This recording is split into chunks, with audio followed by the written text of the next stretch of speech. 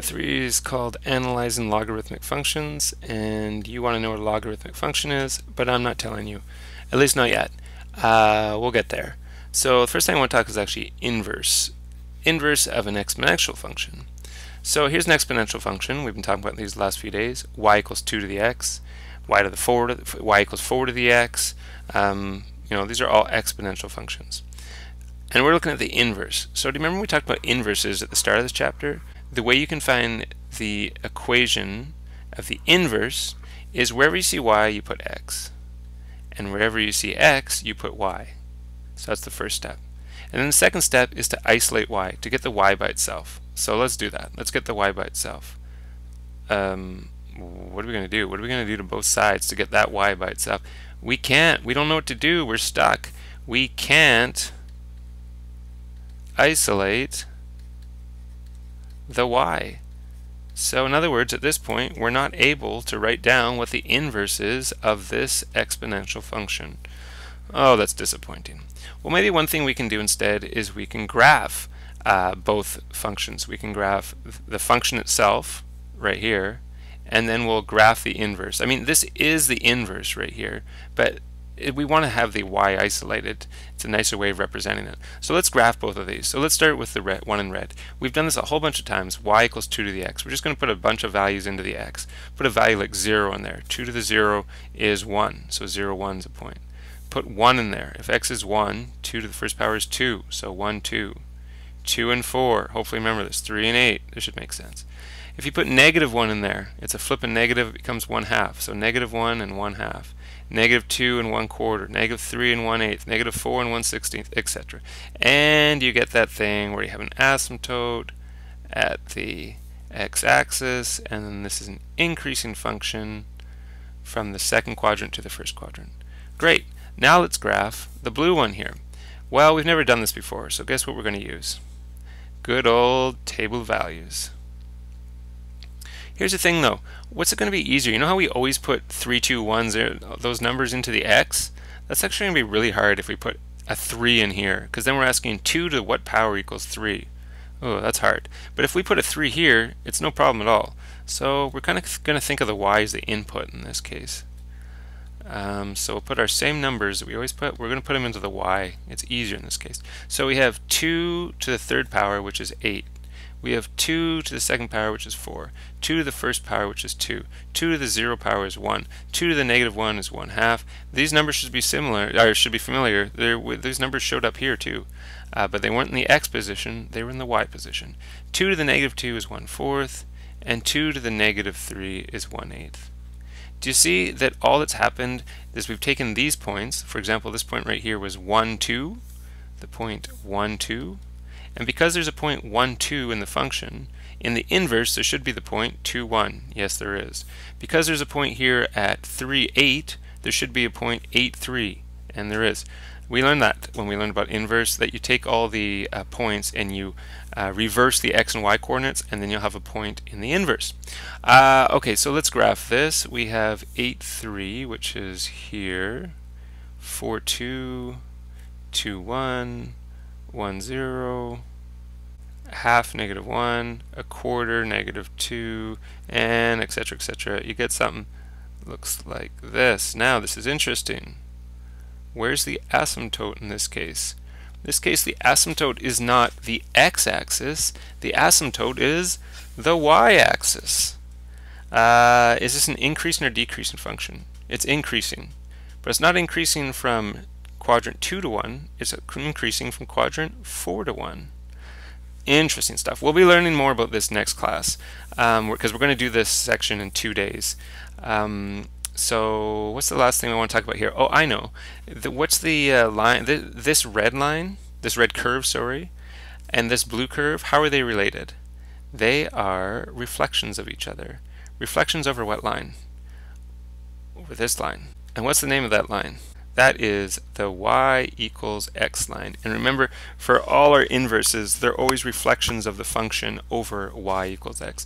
I also want to label this. This is y equals 2 to the x, and I want to label this. This is x equals 2 to the y, and remember that the red and the blue are inverses of each other. So it's time to answer, what is a logarithmic function? A logarithmic function is the inverse of an exponential function. Well, here's an exponential function here, the red one, so this blue curve here is a logarithmic function. This is what a logarithmic function looks like. In general, we don't write x equals 2 to the y, for example, when we want to express the inverse of an exponential function. How we write it, so another way I could write for this curve right here is I could say that y equals, do you see how we've now isolated the y? We weren't able to do that before, but now that we're learning about logarithms, we can isolate the y, and we can say that y equals log, then you put a little 2, a subscript 2, x.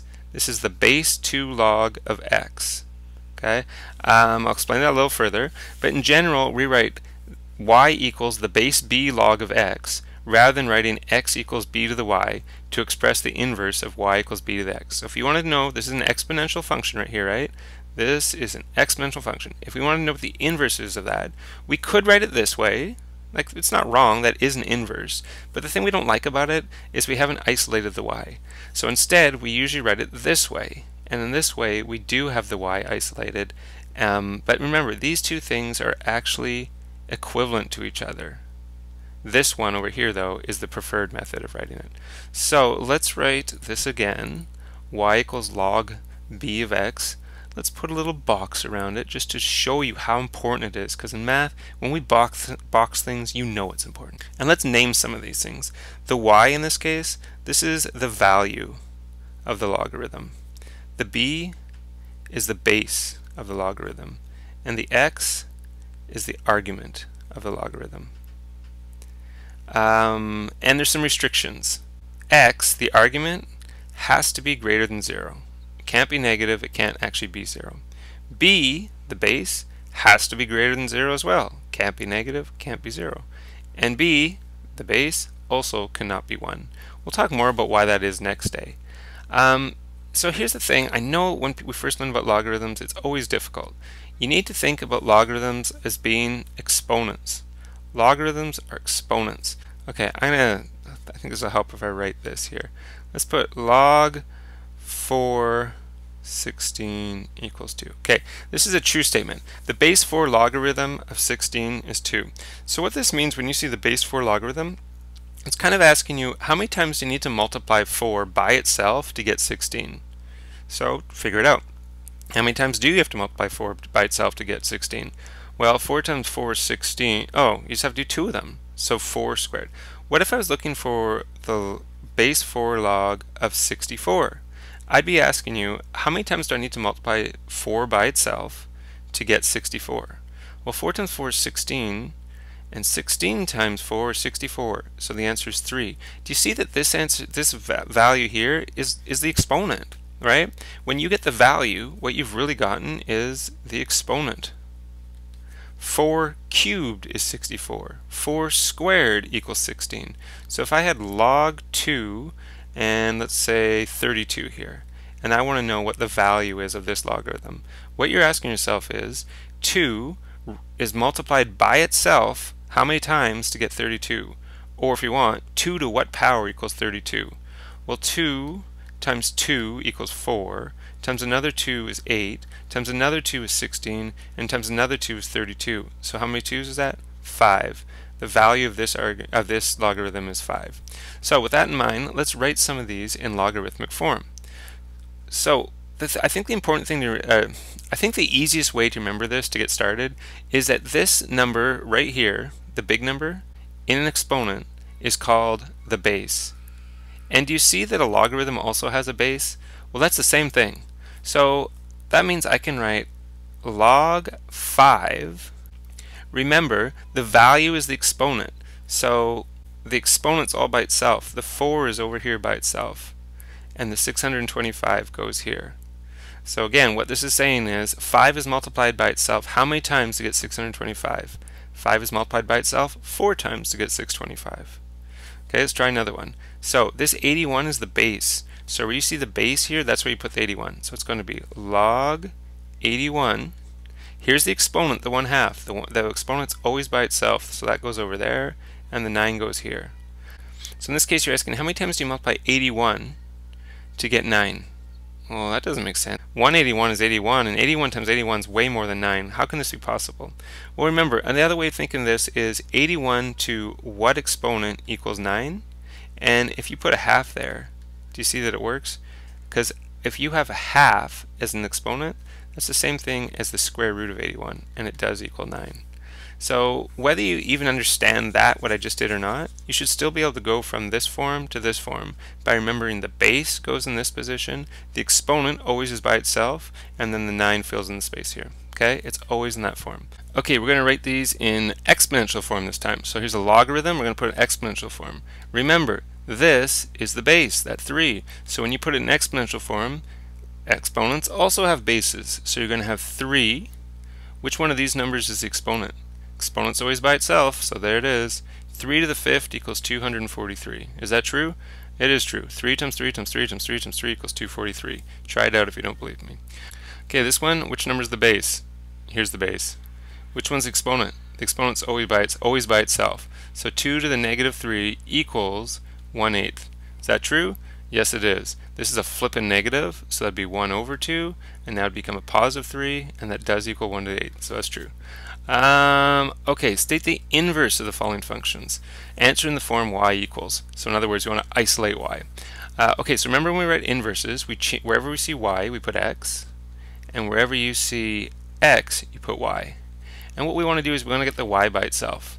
Well, remember, logarithms and exponents are inverses of each other. So what we want to do is write this in exponential form. So we want to write an exponent. What's the base of the exponent? There's the base, 6. What's the exponent? The exponent's always by itself, x equals y, or if you want, y equals. So there you go, y equals 6 to the x. That's the inverse of y equals log, the base 6 log of x. Okay, let's try the inverse of this one. This time we're starting in exponential form. So guess where we're going to end up? Logarithmic form. So where we see y, we put x. Where we see x, we put y. This is where we're at the very start of this section. Remember, we weren't able to get the to isolate the y here. Well, that's what we're going to try to do now. We're going to try to isolate this y. How are we going to do this? We're going to write it as a logarithm. So log, then we put the base right here. What's the base? 9's the base, so that goes down there. Now, on what the exponent always goes by itself over here. So what's the exponent? Y is the exponent, and what are we left with? X goes there. We did it. We isolated the y. The inverse of y equals 9 to the x is y equals the base 9 logarithm of x. Okay, here we have a bunch of logarithms. What we're going to do is we're going to write them in exponential form and then figure out what x is equal to, or b is equal to, or y is equal to. So in the first one, I'm going to write as an exponent. What's the base? Here's the base. What's the exponent? Exponent's always by itself, equals x. So x is equal to 4 cubed. Well, what's 4 cubed? 4 times 4 times 4 is 64. This is true. What this is asking is, what would you how many times would you multiply 4 by itself to get 64? 3 times. 4 times 4 times 4 equals 64. So this is true. Okay, let's try another one. Write in an exponential form. What's the base? 64. What's the exponent? Exponent's always by itself. 1/6 equals x. So we got to solve that. If you have an exponent that's a fraction, what do you know you can always do? You can always put a radical sign. What goes inside the radical sign? 64. What goes out here? The 6. And the 1 you don't need to put. So you're left with the 6th root of 64. So a number that multiplies by itself 6 times to get 64. Must be a very small number. It is a small number. It's 2. 2 times 2 times 2 times 2 times 2 times 2 is 64. Try it out for yourself if you wish. Next one. Turn it into exponent. What's the base? Well, the base is b. What's the exponent? Exponent's by itself in the logarithm. It's the value. So it's a 3 equals 27. In other words, b cubed equals 27. So there's two ways you could think of this. You could just think, well, what number cubed is 27? And I don't think it would take you very long to figure out. The answer is 3. The other way you could do it is, since it's b cubed, you could do the opposite of cubing. What's the opposite of cubing? Cube root. So you could take the cube root of the left side and you'd be left with b, and you could take the cube root of 27 and the cube root of 27 is 3. Either way is fine. Okay, similar here. B is the base. The exponent's always by itself, so it's a third. And it equals 5. Alright, now this one's a little bit tougher. B to the 1/3 equals 5. Well, that's pretty difficult. So here's a useful step. What you'd like is to just have a b here. We'd like the exponent on b to be 1. So what we're going to do is we're going to raise this power, this b to the 1/3. We're going to raise it to another power. And remember, when you raise a power to a power, you multiply. What would you have to multiply 1/3 by to make it equal 1? You'd have to multiply it by 3. Or, to help us out, think of it as 3 over 1. Because what would you have to multiply b to the 2/5 by to make it equal 1? Which power would go here? You'd multiply it by 5 over 2. It turns out if you take any fraction and multiply it by its reciprocal, right, flipped over, it'll always equal 1. So this is a good strategy. If this is b to the 1/3, if we were to raise this side to the 3 over 1 power, and do the same to this side, raise this to the 3 over 1 power, it'll work. Because on this side, a power of a power, 1/3 times 3 is 1. So that just leaves you with b. And on the other side, you have 5 cubed. Well, 5 cubed is 125, and there's your answer. And that's true. 125 to the 1/3 power. That means the cube root of 125, and the cube root of 125 is 5. Okay, the base of this one's 2. The exponent's y, and we want it to equal 1/4. So this one's a little bit harder. You're going to have to do some trial and error here, perhaps. 2 to what power, or what exponent, sorry, equals 1/4? Well, if you're starting with a whole number of 2 and getting a fraction, guess what kind of number y has to be? It's going to have to be a negative to make it flip. So we know y is going to be negative something. Now, when you flip 2, you get 1 over 2. And then what exponent do you have to raise the 2 to get 4? You have to raise it to the second power. So it's y equals negative 2. Does that make sense? I'll show you again if I'm not clear about that.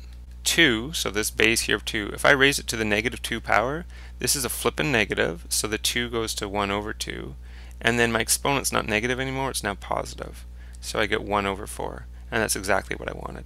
So absolutely the answer is negative 2. Last one. Our base is 8. The exponent's by itself, so it's y equals 2. Another hard one. Okay, this time our answer is 2. It's not a fraction, so I don't think this is a negative exponent. There's no flipping going on here.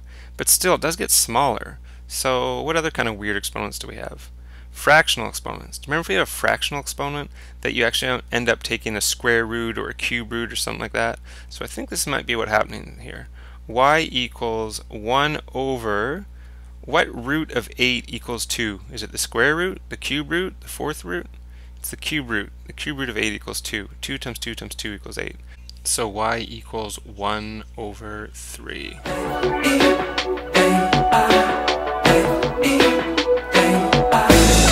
an eternity of these reactions. Free excellence affects reality. Fallen empires are running. Find